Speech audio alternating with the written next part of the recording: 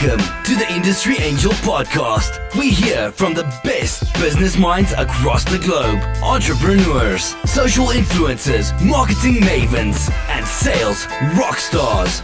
We've got them all. Here comes your weekly dose of inspiration with your host, Ian Farrar. Today, we have one of the most accomplished mystery writers of our time. Her books have been translated into 20 languages. 9 series of the ITV adaptation of Vera have been shown in the UK and worldwide. There have also been 5 series of Shetland, based on the characters and settings of her Shetland novels.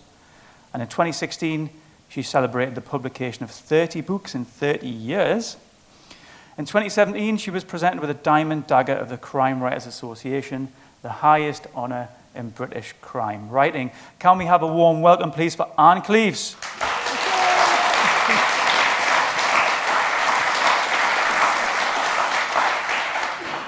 Now, I nearly said our very own Ann Cleeves.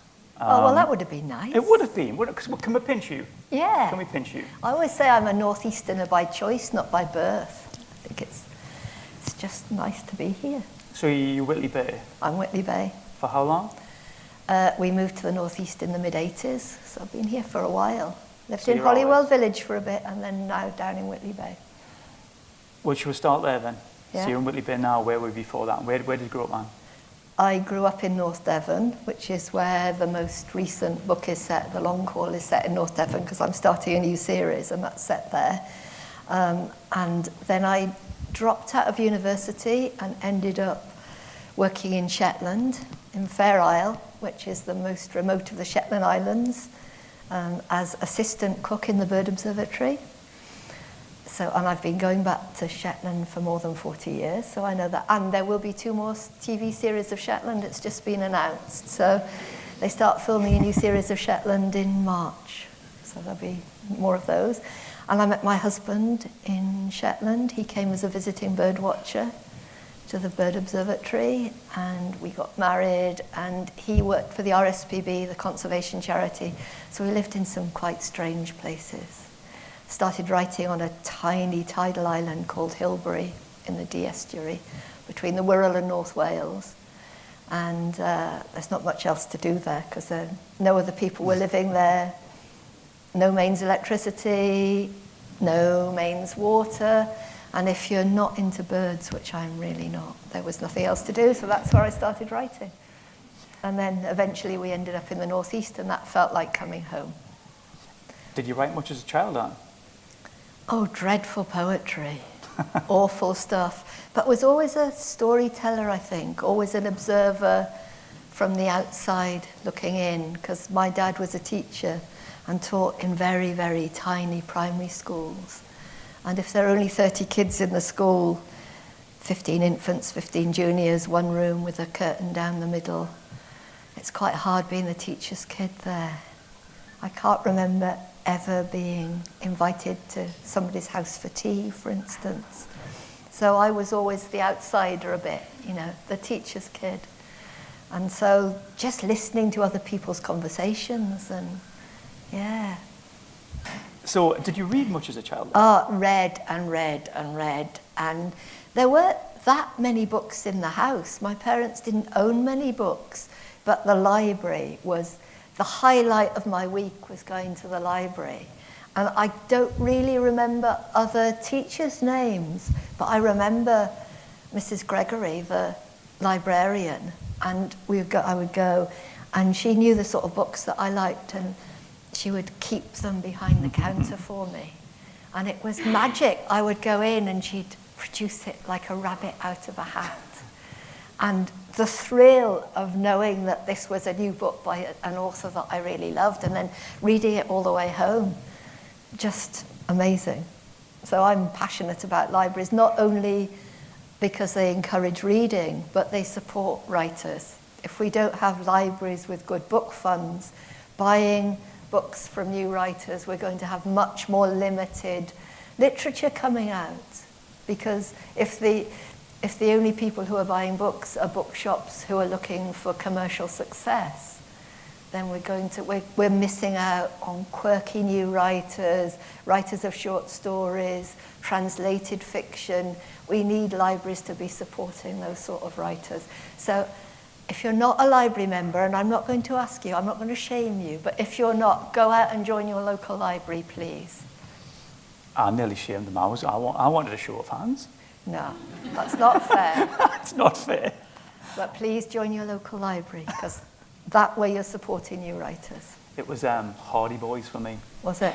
You know, the under the table ones. Yeah. Well, I started off as an Enid Blyton child, but I soon realised that actually she's not a brilliant writer. She's a great storyteller. You know, God, life, you know. we go through the stories, but she wasn't a brilliant. But anyone read Malcolm Saville here? The Lone Pine Club. He is brilliant. And there's another crime writer called Mick Herron who comes from Newcastle. Anyone read his book, the Jackson Lamb books? If you've not read them, they're a real treat. But he and I are trying to get Malcolm Saville's books back into print because we both grew up with them and loved them. So that's interesting. Segue into my next thought about, you know, the creative profession. You're not an overnight success, no? No, absolutely not. It took me 20 years of being published before I could give up the day job. So it had to be fun. You know, I wasn't doing it for the money. I was doing it because I just love storytelling.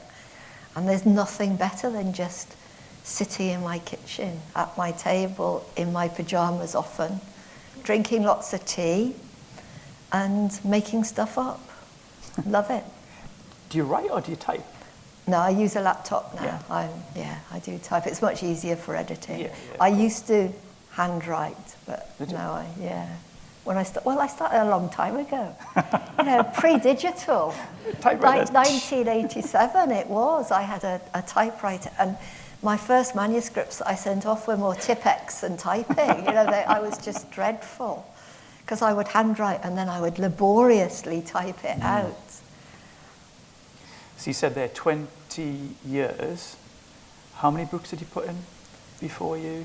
Because you do, what I mentioned, it was 30 years, 30 books. Yeah, well, the 20 books, 20 years. Wow. I was published, but really no commercial success. If it hadn't been for libraries with a book fund able to buy those first titles and just keep me ticking over and find me a readership and read me in reading groups, then there would be no Vera on the telly because I wouldn't still be published. And I need to, we're coming up to an election, so I'm allowed to be a little bit political. If we close libraries, then we're stopping that encouragement for the creative industries. The creative industries in this country generate more than £8 million a day. £8 million a day. And so without that, the country's losing all that money. Vera, the show, sells to 200 countries, 200 overseas territories. Wherever you go in the world, you're likely to see on some strange cable channel an episode of Vera. Whether you're in Korea or Croatia, you're likely to come across an episode of Vera. That's telling people about the Northeast. It's bringing money into this country. But we wouldn't have that if I hadn't had libraries when I was growing up. So I think we need to be thinking about how we're encouraging our new writers. I would like to see libraries as a sort of centre for apprenticeship for the creative industries, because in lots of communities, libraries are the only access to the arts that people have. So let's celebrate them and support them and see them in those terms. And somewhere like this. There you go. We're in this magnificent live theatre, which again encourages new writing. And I think we need to be celebrating spaces like this too, and see them not just, if we don't go to the theatre and we don't write and we don't read, then we don't have the ability to step inside another person's skin and see the world through their eyes, and that's what we need at the moment. So there's that, obviously, that's obvious, but there's also that economic argument that politicians seem to forget, that the creative industries actually make a lot more money and employ more people than agriculture, for instance. So there's a political economic argument for supporting the creative industries as well. Sorry, political rant over. Rant over, yeah. Stop that. Really interesting. Thanks for sharing that, Anne. Just going back to your point about the 20 books in 20 years then, when was the tipping point? Tipping point came with Raven Black, which is the first of the Shetland books. And that was published in 2006. And I think because it was set in Shetland, and again, it was just luck, really, that there was... Translated crime was becoming more popular here. Scandi Noir, Stieg Larsson, people were reading him, Henning Mankell. And really, Shetland is as close to Scandinavia as you can get in this country. It's a long way north. It's on the same line of latitude as bits of Greenland and Alaska. So it's a long way north. And so I think that it was the setting really that caught the imagination of reviewers and readers. And I'm not sure that the writing is any better, but I think that it was that captured people's imagination. So it went on to win the Gold Dagger for the best crime novel of the year. And yeah, so an overnight success after 20 years. Yeah, that's often the case. 20 years of writing. But I'm so grateful it happened that way, because those 20 years gave me a chance to practice and to write and to call myself a writer, but still have no pressure, because very few people read the book, so there was no pressure to perform or to do better than the last book, no pressure from publishers. So it was, I was very, very fortunate that that's how it happened. So across those years, did your process of writing a book change at all? No, and it still doesn't. Because I was making no money at it, I had to enjoy it. And so knowing what was going to happen would have taken all the fun out of it.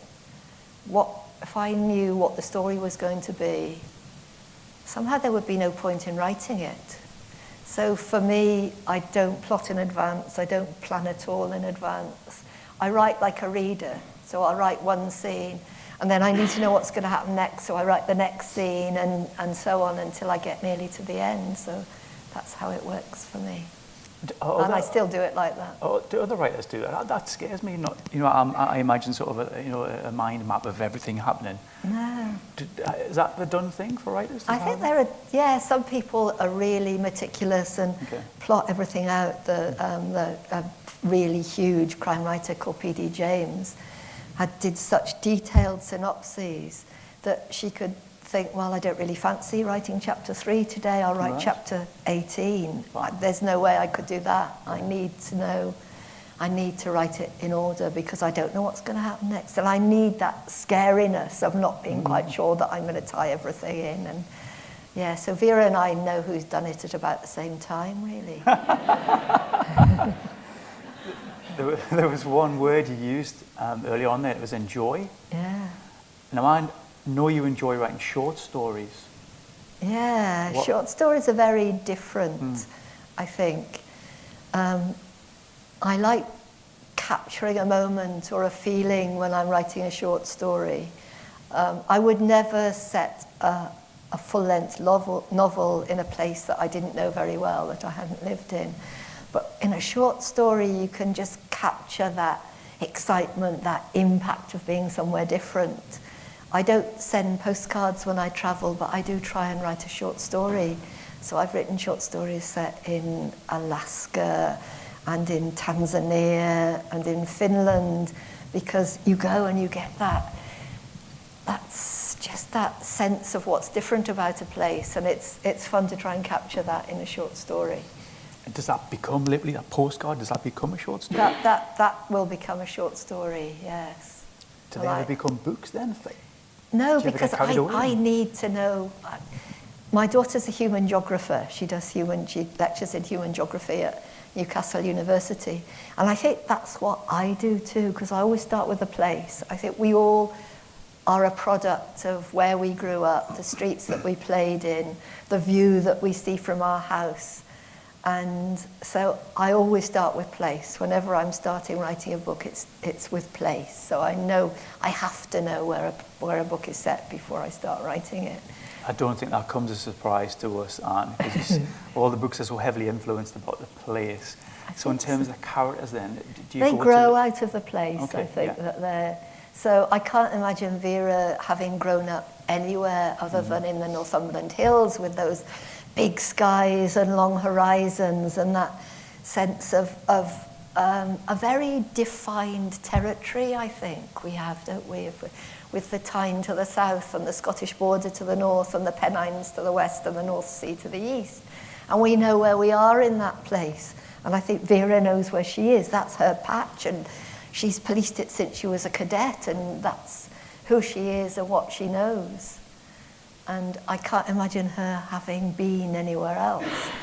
And as a writer, that patch is such, it gives me so much to explore, because I've got, you know, the bonny bits, the beaches and the castles and Hadrian's Wall and the uplands, but I've also got such an interesting post-industrial landscape. So we've got the places where there used to be pits and there aren't anymore, and the places where they used to build ships and they can't anymore, and looking at those communities and people who've grown up with those memories that have almost become legends and folk memories. You know, people who have grandfathers who worked down the pit, or relatives who worked for swans, and I think that those stories have become legends, and I work them into the books in some way too, and I think the script writers are working them in as well. I'm so delighted that the executive producer now for Vera is a guy called Phil Hunter, who grew up in Seaton Delaval and went to the same schools as my daughters did. You know, so he's local, and he understands that sense of place that is so important to us. Everybody connected with Vera, really. I think everyone can connect with that as well, because everybody here will have stories. You know, my grandfather was a miner, and as you grow up, you hear the stories and stuff. So in terms of research, and the people here, they must be your research then. So when you're out and about, are you drawing these stories out? And, I don't think you could be a writer if you didn't use public transport. I get so many ideas, earwigging conversations in the metro and in trains. It's just listening. And the latest Vera book is called The Seagull, and that really came out of conversations in my local pub in Whitley Bay. And it's dedicated to the regulars of the Rockcliffe Arms, because just sitting there and hearing people talking about, well, working in Swan Hunters, actually. That's how it all started. And those conversations don't really appear in the book, but they triggered ideas, and that's... So when you go to the pub, it's just purely for research purposes. Yeah. I'm not sure the tax man would, I could put in receipts for several pints of beer and a packet of crisps. I'm not sure they would go for it really as a legitimate expense, but... It's interesting you touched upon Vera there, so let's dive into that. I'm sure there's loads of Vera fans here.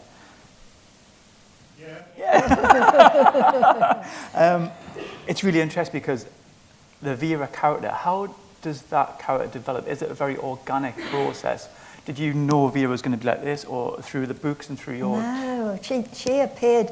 The first Vera book is called The Crow Trap, and she doesn't really appear till about a third of the way through. And when ITV Studios first cast Brenda Blethyn to play Vera, she read all the books, because that's what she does. She calls it going back to the source material. She worked with the director, Mike Lee, and his way of creating a character. It's very different from the method where you use all your own experiences and your own psychology to build a character. His way is that the actors create a character that's separate from them, but very real for them. So her way is to read all the books. And she said, yeah, they sent me this book. And I thought I was supposed to be the lead character in this story. I don't come in till halfway through. But so I was writing this book that wasn't going to have a detective in it. I had a new young editor who had decided that traditional crime series weren't going to sell anymore. She was very young. So could I write a big standalone psychological novel that didn't have a detective in it? So I had this idea for a book set up in the Northumberland National Park, and it would be about 3 women doing an environmental survey before the creation of a big industrial quarry. So I started writing it, but about a third of the way through, I got really, really stuck.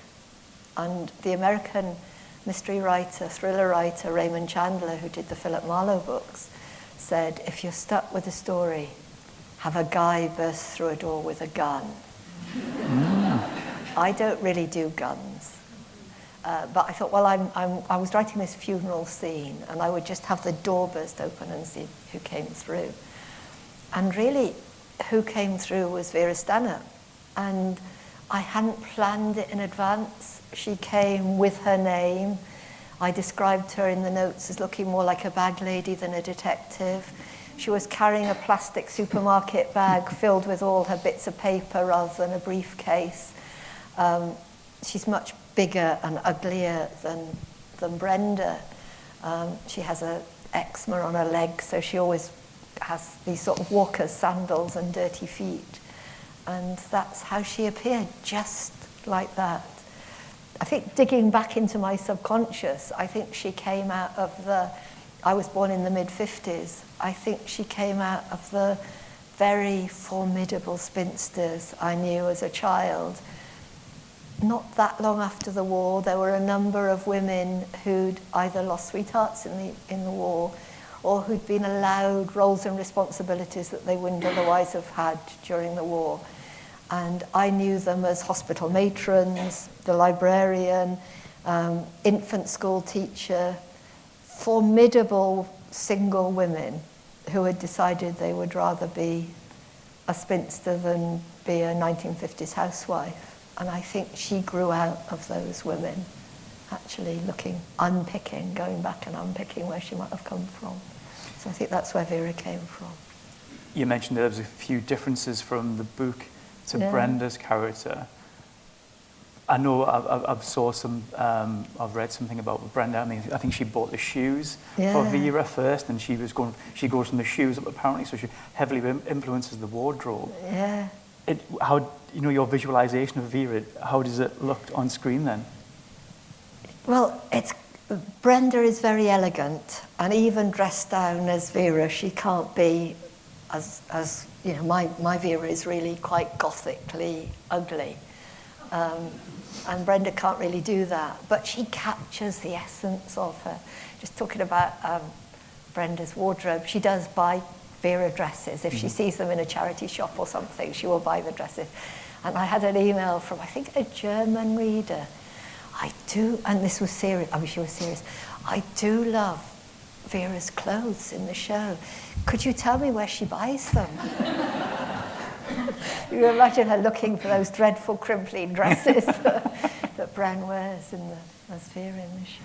Now, Vera's very independent in the show. She kind of needs nobody.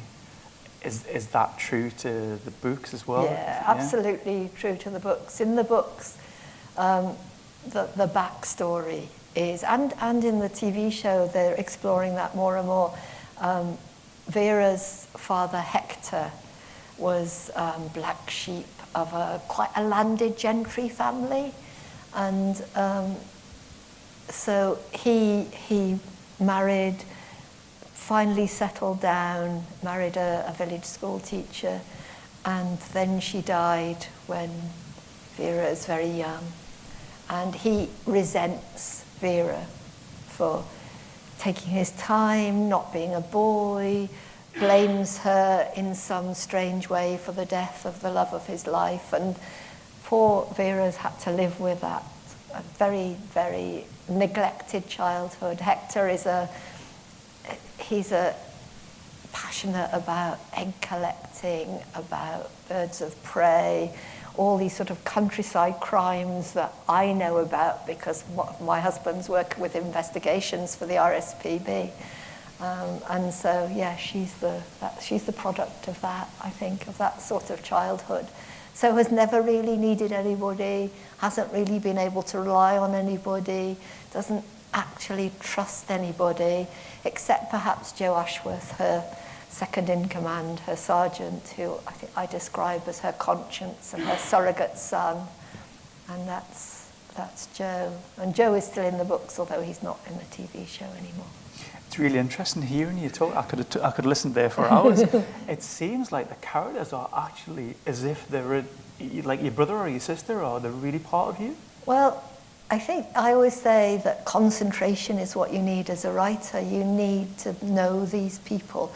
And if you can't create the world in your head, you can't expect the reader to see them. And so, yeah, it's like writing from memory rather than imagination, because I know Vera. I've lived with her for, gosh, a long time now, 15 years or so. So, yeah, I do. And I like alternating between books. So I stopped writing the Shetland books, but I'm writing this new North Devon series with the central character, Venn. And I've just, so I finished that book, and then I think, oh, that's great. I can go home now and go back and write another Vera book. So I enjoy doing that. It's reassuring to, and I do know Vera very well. You do, yeah. Yeah. It's interesting what you touched upon Shetland there. So obviously here is your home. You know it very well. You know the locations, which is very much embedded into the stories. Yeah. Shetland, though, how do you know Shetland that well? Well, I do, because I dropped out of university and went and lived there. As I say, I was assistant cook in the bird observatory in Farrar. Went up to Shetland. My life has been sort of full of bits of lucky breaks, really, because I dropped out of university. Was in a pub in Putney in South London. There's a theme here, Anne. Pubs, yeah. Well, they're community hubs, aren't they? They're like libraries. I think I'm getting behind. There's a village up in Northumberland where they're trying to do a community buyout of a local pub, the Gun, and I'm there with them for that, because anything that brings people together, I think, is important. Anything that gets us out of our homes and gets us together and chatting and supporting each other, that's got to be a good thing. So yeah, I like the idea of a pub where you go and you don't need to have a lot to drink, but you can meet people who are different from you.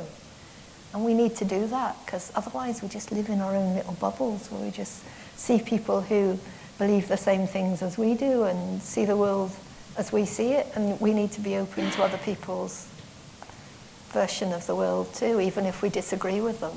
And libraries do that, and pubs do that, and this discussion does that too. So. Sorry, I took you on a pub tangent. Oh, Farrar, yeah. So I was in this pub because we were saying goodbye to a friend of a friend who was going up to be assistant warden in the bird observatory in Farrar. And he was moaning and said it was a wild and windy place and he wasn't sure that he'd made the right decision to go up and do it. And I said something like, I wouldn't mind spending a summer on Farrar. And he said, if you're serious, they're desperate for an assistant cook. So that's how I came to be assistant cook in the bird observatory on Farrar. At that point, I didn't know where Farrar was. I thought it was maybe one of the Western Isles, but it's one of the Shetland Islands. So off I went to be assistant cook in the bird observatory in Farrar, not knowing anything about birds and not being able to cook. And fell in love with Shetland straight away and must have done all right on the cooking front because they had me back the next year to be head cook. I can still do scones standing on my head. Prove it. Well, I could probably do it blindfold, probably not standing on my head. So Shetland then, did you have to actually put yourself physically in that space, that place, to feel it? I wrote the first book, Raven Black. We were exiled for a couple of years from the northeast down to West Yorkshire through my husband's work in the early 2000s. And I hated so much being away from the sea that writing Raven Black was a kind of, it was me being homesick really for somewhere close to the water. And Shetland, you are never, even though it's about 100 miles from top to bottom, you're never more than 3 miles from the coast in Shetland.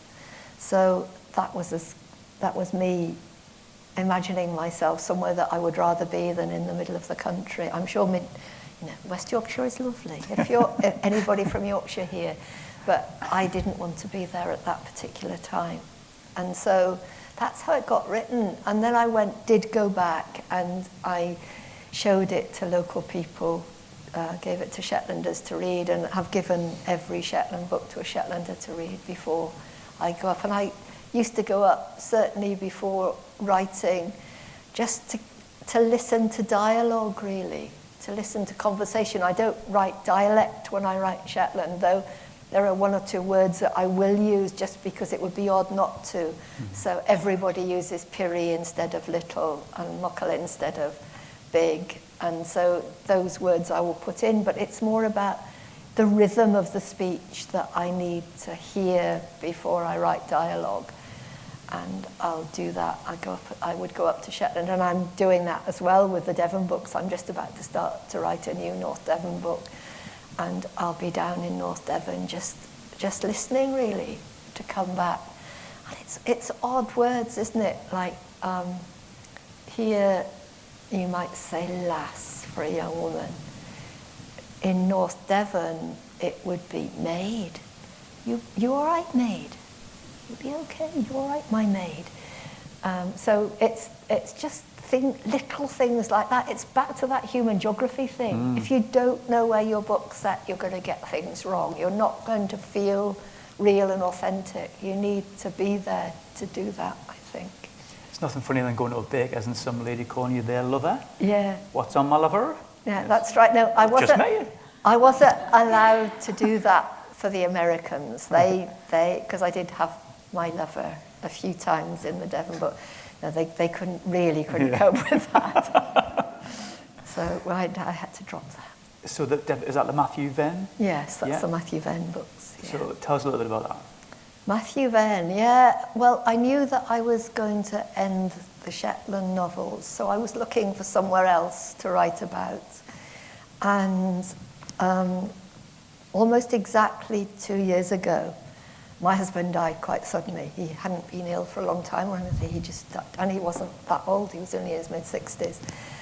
And I wanted to run away because here in the northeast had so many memories. And where I ran away to was North Devon, because that's where I was happiest. I loved it there.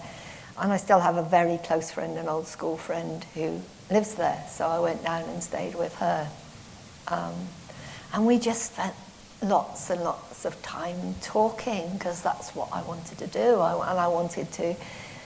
And we went, and she drove me around, and we, again, looking at the places where we'd been happiest. So I was a teenager in the early 70s, end of the hippie time. We had parties on the beach, music, and just doing all that stuff, going back and remembering and talking about her childhood. And she'd grown up a member of quite a strict evangelical sect. And again, we're talking human geography, that comes out of the West Country. Plymouth Brethren grew out of the West Country, out of Devon. And she was one of these, not the Plymouth, but something very similar. And just thinking about what it must have been like to grow up. And Matthew Venn is the only son of doting parents growing up in that sort of community, and then hits 18, and as lots of us do, start questioning that faith. Only he did it quite publicly instead of just gently disengaging, as perhaps a lot of us do. In a meeting, in a Brethren meeting, he stood up and said, "I'm sorry, I don't believe any of this. It's rubbish." And he was cast out, unfellowshipped, I think is what they call it. And just thinking what that would do to someone. And in the book, Matthew Venn drops out of university. I get that, I did that. But then joins the police service as, I think, looking for that sense of duty, service, honour, the possibility of redemption, resolution that he had found before with his family and the Brethren, the group. And so that's how Matthew Venn was born. And then working through him and talking about him, Matthew Venn is gay, because thinking that would make it even harder for a reconciliation between him and his family. And the book starts off with him standing outside in a crematorium, listening to the funeral or the funeral service for his father inside the chapel, recognizing voices but not quite being able to go in, not sure whether he would be welcome or not, thinking he probably wouldn't be welcome. And we're not quite sure whether he would actually find the courage to go, because the phone rings and there's been a murder, obviously. And that's how the book starts. Obviously. Well, I write crime fiction. We're always going to start off with a murder, so that's how it starts. Should we take some questions from social media before we take the Yeah, audience? if you've got some. I do indeed. I've got This Vicky. is fun, isn't it? All over there. Yeah. Vicky Island from the Barossa Valley in South Australia. Wow. Yeah. That's cool. Yeah. Hi, Vicky from the Live Theatre in Newcastle. She's completed the Shetland books, and she asks, which Scottish author would you recommend next? Oh, right. Oh, lots of brilliant ones. If she's not read Denise Minor, read Denise Minor, who is at the moment one of my favourite authors. She's been writing for a long time. She's really, really skillful. She's done some series, but the most recent book is called Conviction. And it's playful, and it's a kind of road story, and it's been picked up by, I think, the Oprah Book Club, but also by Reese Witherspoon as well in the States. So it's definitely, it's a standalone, so you can start off with that one. But I actually like some of the earlier ones better too. So I did see you tweet that recently. Yeah. Does anyone follow Ann on Twitter? Good. Yes, Yeah. good. Oh, okay, interesting. Sylvia McBride has all the Vera books, Yeah. and she's looking forward to the Matthew Venn stories. Sylvia asks, when Vera retires, will you send her out in a blaze of glory?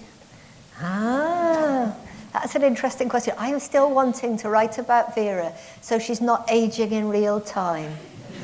She will slowly, she'll go on for a bit, because I love writing about, and there's a new Vera book coming out in September, which I've loved writing, and it's a kind of, it takes us back to the golden age really, because it's a kind of contemporary twist on a Christmas country house murder.